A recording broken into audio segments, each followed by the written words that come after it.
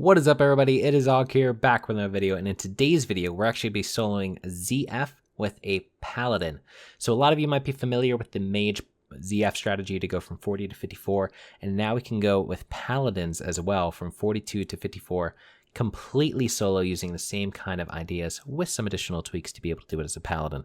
So we're going to be jumping into how to do that. We're going to start off with the full run itself and show you kind of what we've learned along the way so that I can show you what you should be doing rather than jumping into kind of the initial runs where we're still learning everything.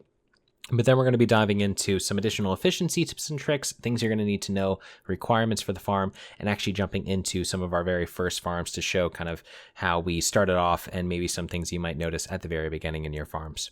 Shout out to Ted J and the entire Paladin community. I was going to level a Pally a while back, but then never got to it with all the mage things going on. But I just love Paladins. It was my main back in the day, and watching their recent videos of some crazy farms has inspired me to jump into my Pally and have some fun leveling up and doing some crazy farms like this. So shout out to Ted J and that entire community. I'll link down his channel down below in the description if you guys want to check it out. But let's jump into it. If you guys are enjoying content like this, if you want to see this live, definitely check out the Twitch link down below and hit that subscribe button. All right, so I want to start off with the run itself, and I want to show you guys kind of the kill phase, just for those of you who want to see, the entire run from start to finish with the kill. Then we're going to be jumping into some of the little nuances and things you'll need to know and things you can do to make this run as good as possible. So here's the gear. It is pretty much of the whale gear. So you might remember from the mages, we used of the eagle, intellect, and stamina. But for paladins, we want as much spirit as possible because we're going for maximum mana regen. So I have stamina and spirit, and that's my goal in case we get the occasional hit. Now I'm running straight through here and skipping all the reset spots that I'm kind of pointing out here with my mouse. But typically when you're level 44, you're going to be using reset spots or an invis strat. So we're going to be talking about those when we run through it in a little bit, but for right now we're going to work towards just getting to the kill phase. So there's boxes over here that are also working as a reset, and then there's actually a spot that I do want to show as we're going through here. You'll see I reset the session, so add about 30 seconds to the kill time at the end and things like that, but you guys can see it's going to be a pretty quick kill. This box right here, though, is one that I haven't pointed out in a video before, and this pot is a great reset spot because especially with the Paladin, you have a lot of armor, so you're able to get by these mobs pretty easily, and then you can get to that reset spot and get reset and then continue with the run and mount on up. Now, the one thing that could happen there is that a Shadow Hunter behind you or Witch Doctor or a Pat or something like that could aggro behind you kind of in the next room. If they do, you're just going to have to run through the rest without a mount, but there's other reset spots that will show along the way. But here we're skipping through right to the end. When you are running by the mobs, guys, one thing you want to make sure you do is do not get dazed. And so one of the things that could happen is you could get dazed. That happens when a mob hits you from behind if your defense level isn't low or isn't high enough.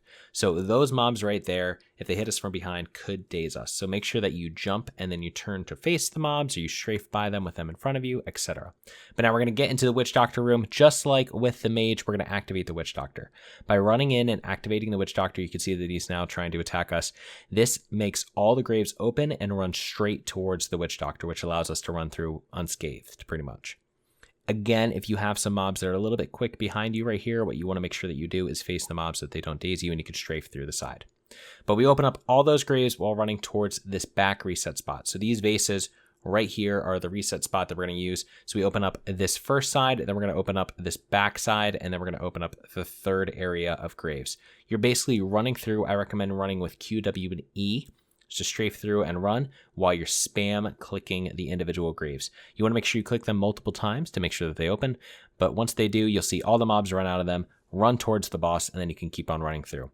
Here's another key point. You want to face these mobs. Again, if they hit you from behind, they can daze you. But also with, having a semi-prot spec, you're able to get redoubt, which increases your chance to block, which is really going to help you stay alive and not take too much damage from the mobs that are running through. Once you get these guys, though, they'll probably be very close to you because you don't have a mage to Frost Nova. So if they don't reset, jump up on this head right here, as you're going to see in just a second after this next pull, and then just reset them up on the ledge. But here they reset for us. There's one Blood Drinker that for whatever reason didn't reset, but just run around him and then we're good to go. So here we're going to get started with the third round of graves, and you can see that our entire run is pretty much only like 2.5 minutes into the run. And I do get dazed here by the Soul Eater because he hits me from behind. So that's what you have to watch out for. But we're only about 2.5 minutes into the run. We already have all the graves open. We're already at the kill phase, and now we can get started with the boss. Now, let's talk a little bit about things you're going to need before you start the boss pool. what I would recommend is as many, MP5 or spirit things that you could use. So Scroll of Spirit, Sagefish Delight, Nightfin Soup, Mage Blood Potion. If you want to use like lesser wizard oil or whatever it is, use that as well. But basically, you're trying to get back as much mana as possible, and you guys are going to see exactly why in just a little bit. So here I use Mage Blood Potion, I use Blessing of Wisdom, and I'm going to have Improved Blessing of Wisdom from the talents, and then I use Sagefish Delight. So I'm having a lot of MP5 ticking, and it's 18 just between the Mage Blood Potion and the Sagefish Delight. And then, of course, you throw on the Deviate, to turn into a pirate. Once we get done though here, we are level 50. And the reason why I want to show this at 50 is because I was kind of perfecting the strat as we go. So I want to make sure I show you the good strat, and then we're going to jump into level 44 kills in the very first try that I ever did where I did wipe. But I want to show you kind of the thing you should be doing. Now, the Witch Doctor, when you're a lower level, is automatically going to aggro. So you don't need to worry about throwing a grenade. However, I do throw a grenade here to aggro the Witch Doctor to get the fight started. I'm going to be going over some of the consumables and some of the professions that you're going to need in just a second here. But we throw the grenade, come around the side. Watch out for the Shadow Hunter packs. Honestly, I recommend waiting when you're first getting used to that to make sure that the second pack is all the way through. With a mage, you can kill it with a Witch Doctor. It's not too bad. However, Shadow Hunters with a mage, you have to sheep it. Unfortunately, as a pally, you don't have sheep. And so if you aggro the Shadow Hunter, you're kind of in trouble. The good news is that the only mobs that can actually aggro the Shadow Hunter is the dead heroes. And so, I think the boss itself. So as long as the mob is not in the pathway of dead heroes or the boss, you're going to be fine. So here I started the boss. I checked over here on the left to make sure that there were no dead heroes. And then I started pulling these guys. Because there were no dead heroes, I knew that I wasn't going to aggro the Shadow Hunter. Typically though, just wait till the Shadow Hunter pats out and it's just going to be safer. But we're going to exorcism the pack in the back to pull it, and then we're going to jump around. Run around the side here. You hope that this front group pulls. If not, you can run back and exorcise the mobs closest to the boss. And then you jump up on this ledge as quickly as possible. This is going to start the pats running around while the Witch Doctor resets, and then you start jumping back and forth.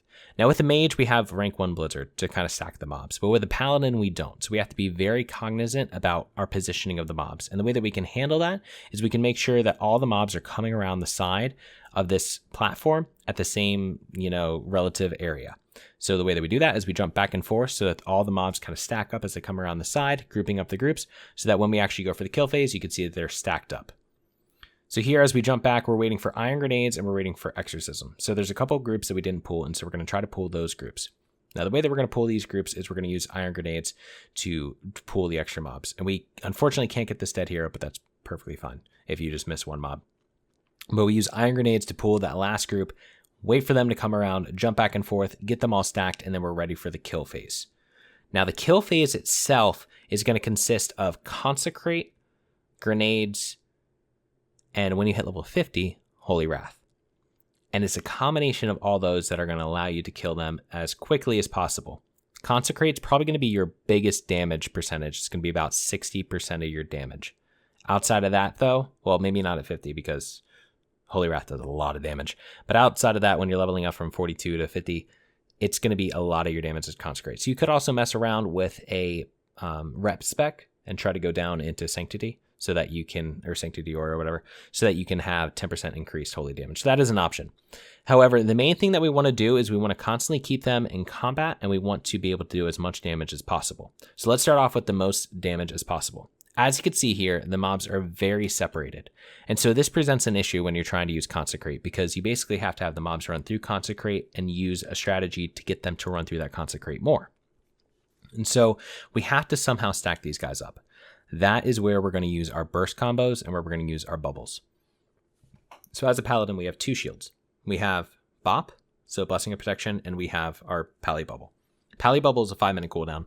Bop is a 3-minute cooldown. That means you should use Bop first, because when you use Bop, that is then going to trigger a 3-minute cooldown, and you're going to have a little bit more time to be able to work, or you're going to have less time before it's back up, as opposed to Bubble where it's a 5-minute cooldown. So what we do is we drop down a Consecrate. We step to the back of it. When the mobs get close, we pop Bop. Then we pop another Consecrate, and then we throw down our Grenade at the very end of it for some extra damage, and then we jump off. When you are level 50, you can add in Holy Wrath. But what you're going to see here is I'm going to drop the consecrate, step to the back of the consecrate, pop bop on myself, wait there for a little bit. I'm going to reconsecrate, and as I reconsecrate, I'm going to step to the back. This causes the mobs to step towards us so that when they start running away to go back to try to catch us on the other side, they have to still run through the consecrate. So that's why you want to make sure you step to the back of the consecrate. We now set down another consecrate, and then we go for a grenade. I personally use thorium grenades. Iron grenades will just take a little bit longer to kill, but you can use them as well. Drop down the grenade, they get stunned, you jump off, and then they start running back through. You can get clipped, as you saw right there, where I took a little bit of damage, if you hit too late. So that could be an issue. But that is how we're going to do the majority of the burst combo.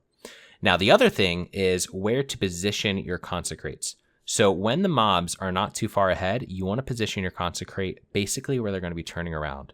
And so what the mobs do is they actually run out, run over, and then run back. So it's the same kind of idea as using a rank 1 blizzard in a perfect place where the mobs are going to kind of sit in the blizzard a little bit longer. It's the exact same way with this consecrate.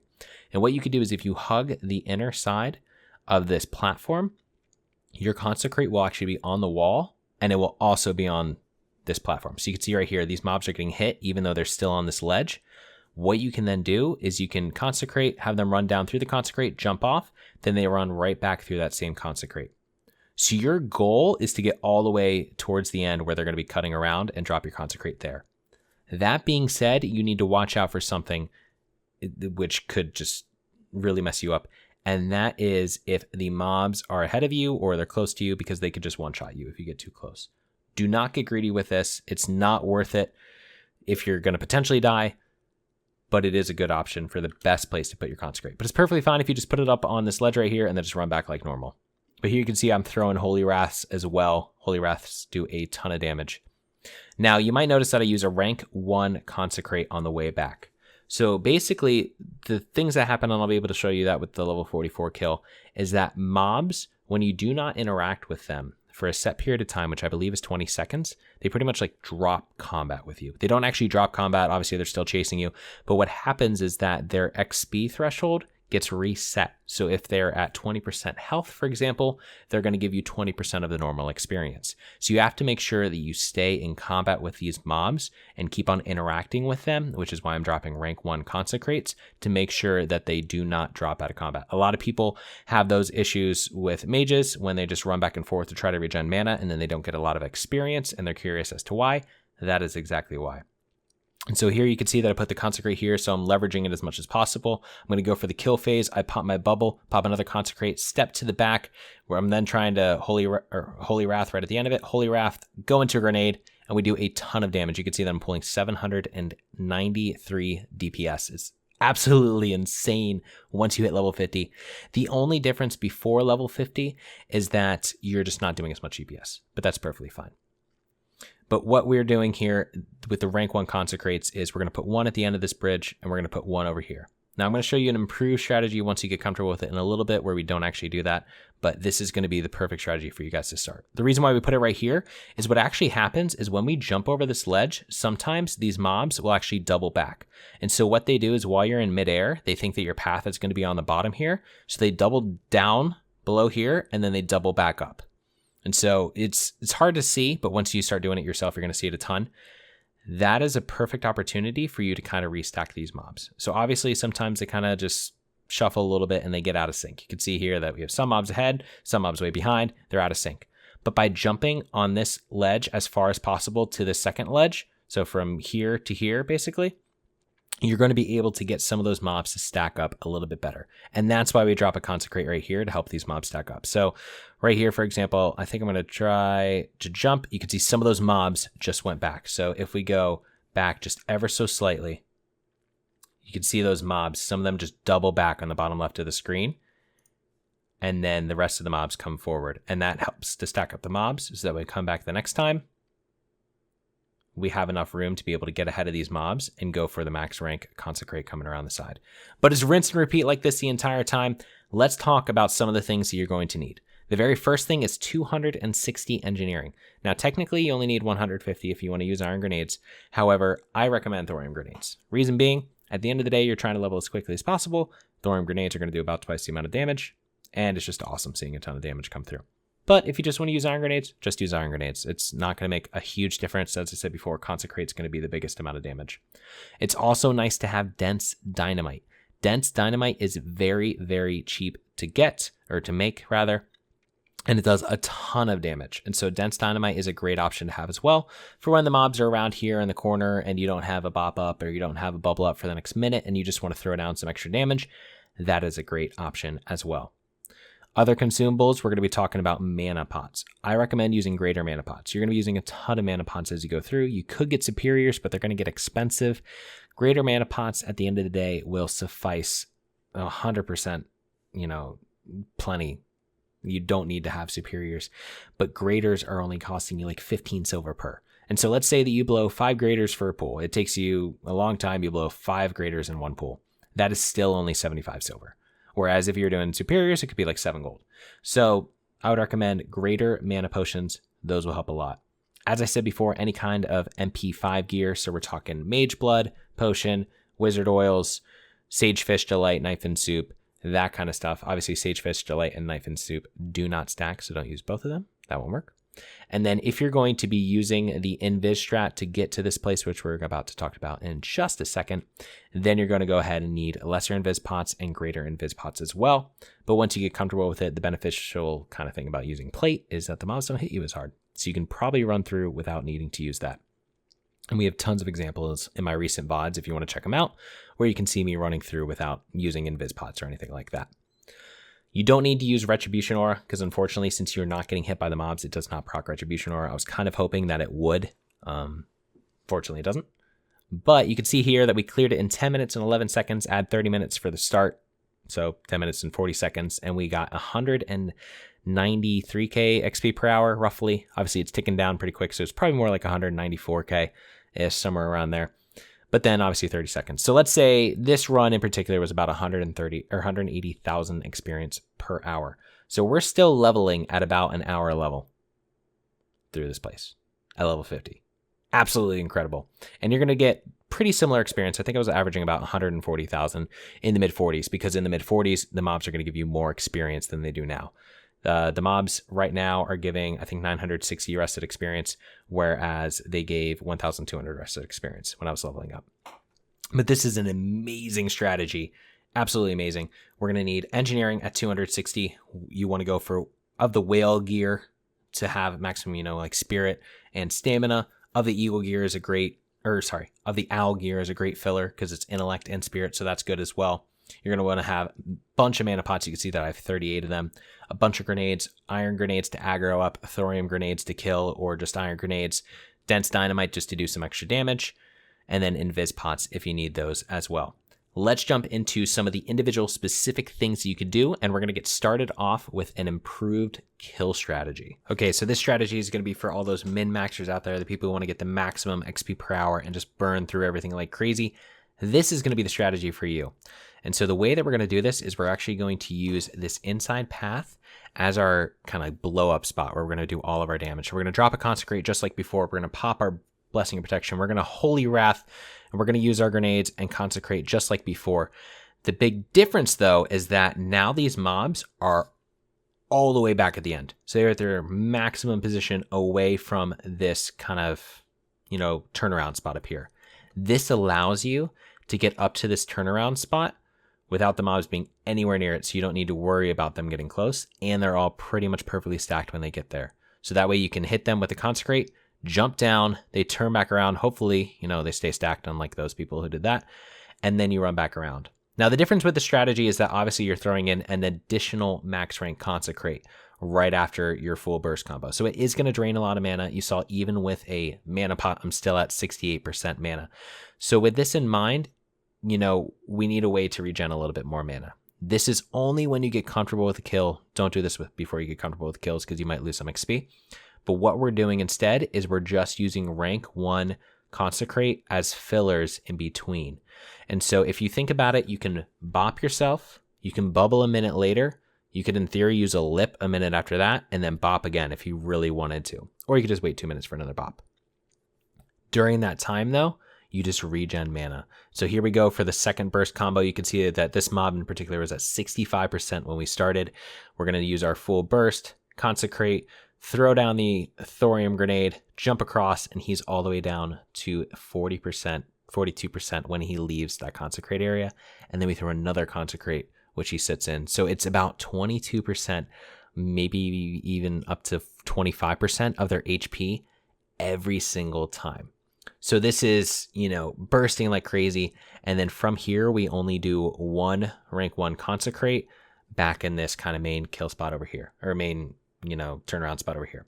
Now, like I said before, you need to be experienced with this. The main reason is that you need to make sure you're clipping all the mobs with that consecrate. If some mobs don't get clipped and you're not throwing down another consecrate here, their XP could potentially reset. So only do this when you're really comfortable, but this is going to be kind of like a premier killing strategy, which is going to let you get down these pools even faster just because of the amount of damage that you're putting through, and you know that the mobs are going to be sitting in that damage the entire time. And you see even right there, I just put down a max rank consecrate. So this is a great kill strategy to be able to burn down those mobs as quick as possible. So as I said before, there's a couple different strategies that you could use to run through. The very first one is going to be the Invis strat. So here we are at level 44, and I started off thinking I'll probably need to use Invis because I don't have Ice Barrier and Mana Shield and things like that to get through. And I also forgot to put run speed on my boots before I even got started. So this is literally the very first time that I went through, and I was like, oh crap, I don't have run speed on boots. And so ultimately it didn't cost me. I actually almost pulled off this run, but definitely have minor run speed on boots. Also, Oil of Immolation, I forgot to mention earlier. Oil of Immolation is definitely something you can use. However, they get pretty expensive. It's about 150 extra damage you can put out, but they cost about a gold to a gold and a half. Up to you if you want that extra 150 damage. Personally, I don't see it really worth it, but if you do want to have those, you can also use those as well in the kill, in the burst phases. But here, with that Invis pot, we're able to, get around the side of the mountain, and then we're able to cut across and jump over this pillar. Now, I want to focus on jumping over this pillar a little bit. So when we jump down here, we want to mount up, cross over, try not to aggro any of the mobs, just so you don't have to worry about them during the actual jump. But then this little pillar right here is slanted. So if you look at it, this left side of it slants down big time. So you're actually able to jump over the left side and have an easier time reaching that every single time, even without any kind of movement speed enchant or anything like that for mounting.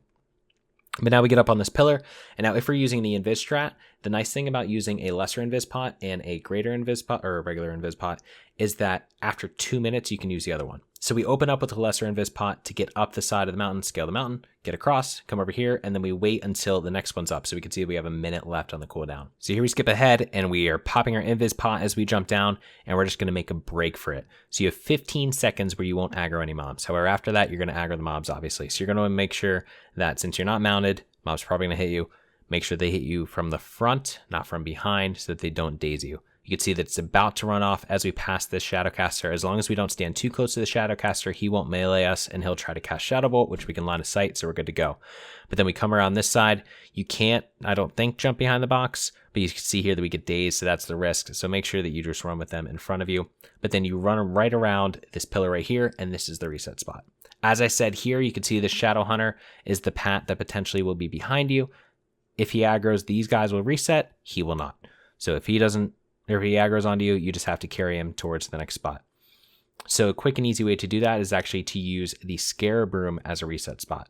And so here, once these guys are gone, once I get healed up, we're going to start with the run. I go over and I hodge this guy just to stun him back there. Not a big deal if he chases you anyways. And run around the side of here. You can see that I'm turning to face all these mobs as they hit me so that they don't daze me as I run through. And then what we're actually going to do is go on to one of the reset spots in the Scarab Room. There's multiple reset spots. They're all revolving around the middle of the Scarab Room. The easiest one to get to is going to be this platform that we're about to jump on over here. So right here, if you jump up onto this platform, this is a reset spot. Also, on the other side of this is another pot you can jump on, and if you jump up into this little corner right here, you can also get up onto that pot, and you can get onto any of these ledges, which are also reset spots. Now, as far as talents go, we have a recommended strat and a bold strat. So the recommended would be to go down into the Holy Tree. We work our way down, we get, more intellect, we get consecrate, obviously. We get illumination and divine favor and improved blessing of wisdom, which is going to be huge. And then we work our way down through the prot tree to make sure that we get guardian's favor to have a lower cooldown on bop, and to make sure that we have redoubt and things like that, and then work our way through toughness and work our way down through mitigation talents. The other option would be to go the bold strategy. So with this strategy, you're going to have a lot less mana regen, less healing, less defense, but you will have 10% more damage from Sanctity Aura. So we go down through the ret tree. Nothing really matters outside of Pursuit of Justice and Sanctity Aura. I guess you have 5% more parry with this, but doesn't help a ton.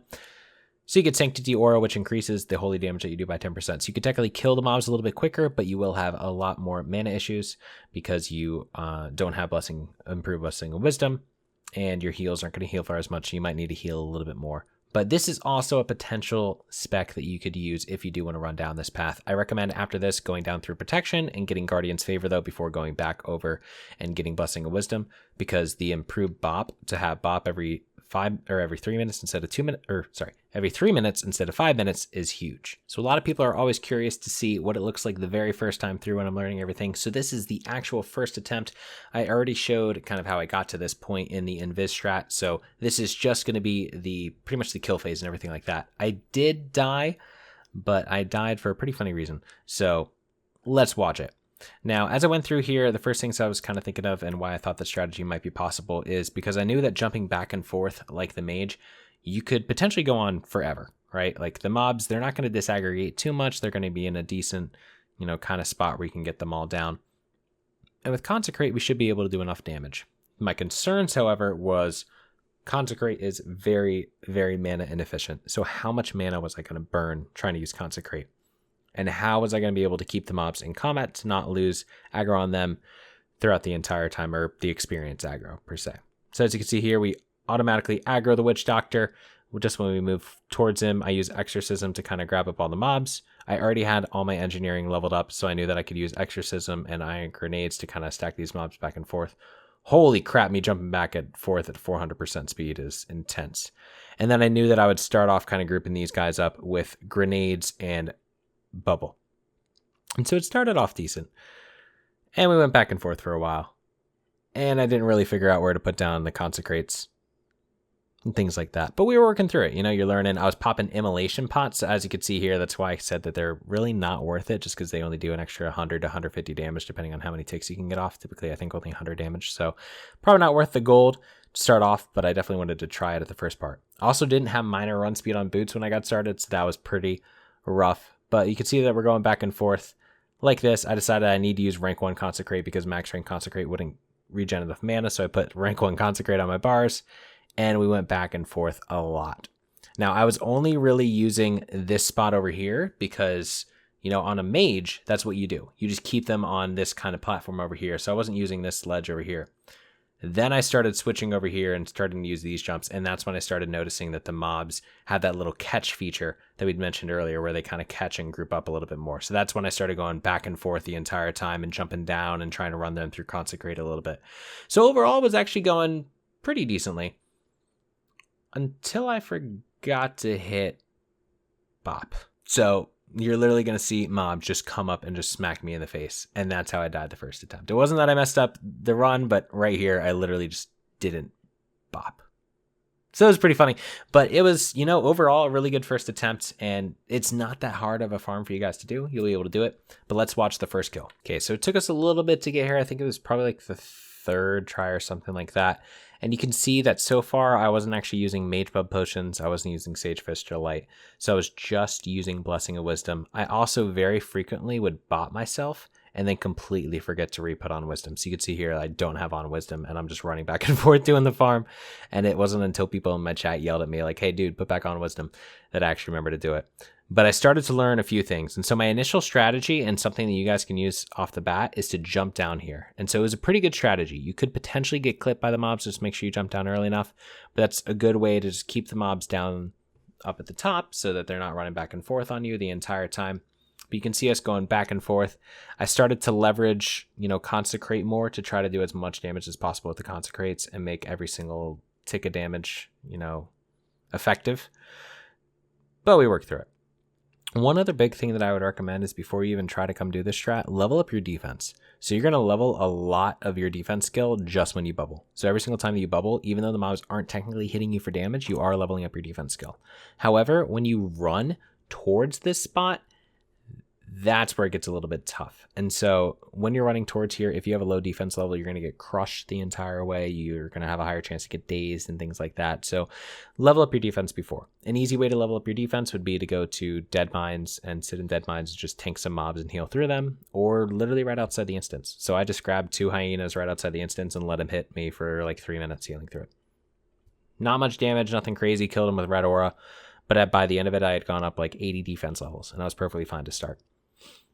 But this is kind of how it's going to look probably for you guys starting off, obviously not at 400% speed, but you're going to be going back and forth for a while. And don't feel bad if it takes, you know, a while to get down the kills when you're first getting started. And actually, you know, the maximum amount of efficiency that you could technically do if you're just going to continue doing this is 15 minutes per run, because you can only technically do 4 runs per hour based on the lockouts.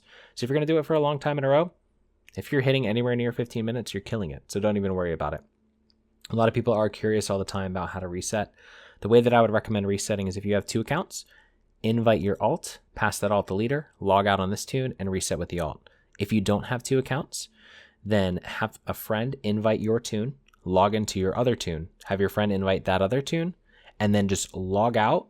And when you log back into your other alt, it takes 2 minutes for lead to transfer from your main. So your main will have lead for 2 minutes, and then it'll automatically transfer to your alt since you'll be logged out, and then you can reset. So it adds 2 minutes to the runs, but it's a lot better than dying every single time you run through here.